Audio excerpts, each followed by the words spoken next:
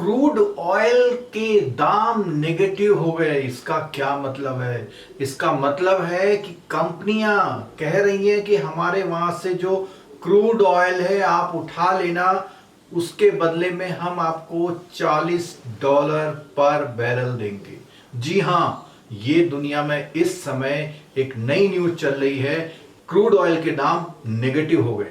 आइए इसको पूरा समझते हैं, ये क्या माजरा है। क्रूड ऑयल के दाम इतने गिर गए हैं, इसका मतलब ये नहीं कि रिफाइंड ऑयल के भी दाम गिर गए।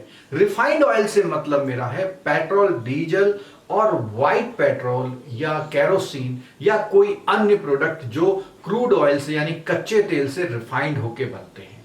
क्यों? क्योंकि क्रूड ऑयल के दाम कम हुए हैं और क्रूड ऑयल को एक्सट्रैक्ट करके वहां से निकाल के थोड़ा हल्का फुल्का प्रोसेस करके स्टोरेज करके ट्रांसपोर्टेशन करके 1-1.5 महीना लग जाता है रिफाइनरी तक पहुंचने में, और रिफाइनरी से उसको रिफाइन करने में भी कुछ समय लगता है, तब उसको मार्केट में उतारा जाता है। देखिए, कोरोना की वजह से जब सारी इंडस्ट्री लगभग थम सी गई हैं तो फ्यूल कंजम्पशन कम हो गया है। और इंडिया की अगर बात करें तो इंडिया में जो पेट्रोलियम कंपनी है वो 9.7 डेज का यानी 5 मिलियन बैरल का स्टॉक रखती है।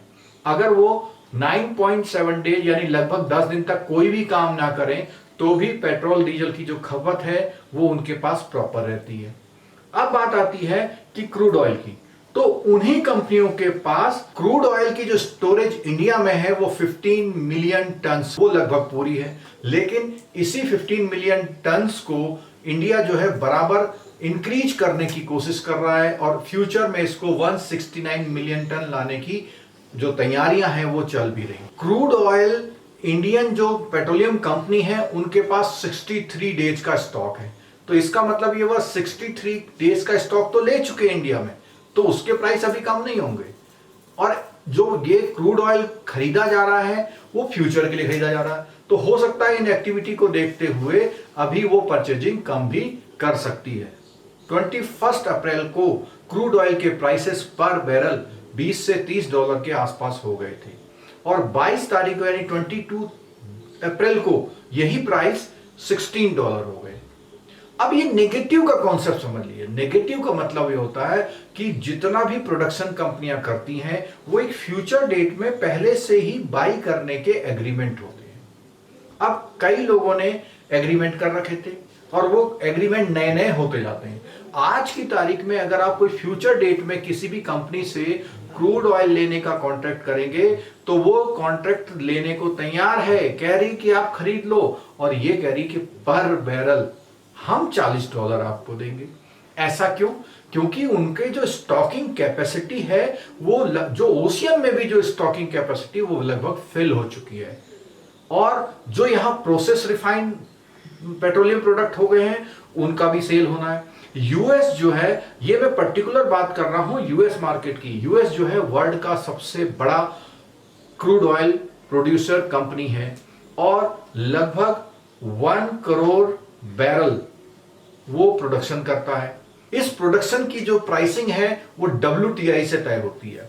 WTI क्या है? West Texas intermediate. ये एक तरह का इंडेक्स यानी कि प्राइसिंग का बेंचमार्क है, उसके अकॉर्डिंग ये प्राइसिंग इतनी डाउन हो गई है। पूरी दुनिया में ऑयल की लगभग 25 साल पहले से कम डिमांड हो गई है, यानी आज से 25 साल पहले टोटल जो डिमांड होती थी आज उतनी हो गई है। सप्लाई एंड डिमांड का पूरा बैलेंस बिगड़ चुका है, स्टोरेज कैपेसिटी लगभग खत्म हो चुकी है। तो इन सब पोजीशनों के कारण यूएस की पोजीशन ऐसी आई है। अब बात आती है क्या इंडिया में इसका प्रभाव पड़ेगा? नहीं, क्योंकि इंडिया जो है अधिकतर गल्फ कंट्री या ओपेक के जो मेंबर्स हैं उनसे बाई करता है। क्रूड ऑयल बेंचमार्क होता है, उस पर प्राइस अभी $25 पर बैरल है। इंडिया के जो लोग हैं उनको इसका फायदा कब मिलेगा? तो मैं आपको बिल्कुल साफ साफ बता दूं, अभी ऐसी कोई गुंजाइश नजर नहीं आती। उसके पीछे कारण क्या है? देखिए, जब भी ये कंपनियां या हमारा जो लॉकडाउन है वो कम होता है, लोग धीरे धीरे करके उस पे आएंगे, तब तक का तो जो पेट्रोलियम प्रोडक्ट है, रिफाइंड प्रोडक्ट है, वो कंपनियों के पास स्टॉक है। जैसा अभी हमने पहले बात कर ली थी, वो 10 दिनों का स्टॉक रहता है। अब क्योंकि कंजम्पशन कम है तो वही 10 दिन का स्टॉक उनका हो सकता है 90 दिन तक चल जाए। तो जो माल पहले से परचेज कर रखा है जिस प्राइस पे, तो उसकी कम होने की कोई गुंजाइश नहीं। हाँ, अगर ये लॉकडाउन ज्यादा चलता है और भारत भी ओपेक से या जो ब्रेंट क्रूड ऑयल का जो बेंचमार्क है उससे कम पे बाई करता है, तो भी ये नहीं मिलेगा। देखिए, आज की तारीख की मैं बात करता हूं, पेट्रोल जब रिफाइनमेंट हो जाता है तो लगभग 14 रुपए पड़ता है, डीजल 17 रुपए पड़ता है। उस पर एक्साइज ड्यूटी लगती है और सेस लगता है। आपको पता है जीएसटी सब चीजों पे लागू हो गया है, पेट्रोल पे अभी भी जीएसटी लागू नहीं हुआ है। तो उसमें एक्साइज ड्यूटी लगती है बहुत हैवी, और प्लस उसमें जो है सेस लगता है।